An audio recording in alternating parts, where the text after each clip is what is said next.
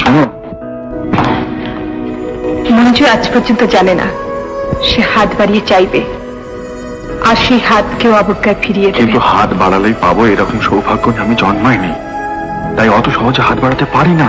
বাজে কথা বলবেন না, মনে করেন আমি কিচ্ছু বুঝি না। কি বুঝতে পেরেছ? আমার আপনার মাঝখানে এমন একটা কিছু আছে যা ছাড়িয়ে আপনি আমাকে দেখতে চান না বা পান না।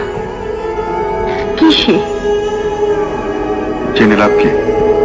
লাভ লোকসানের কথা নয়,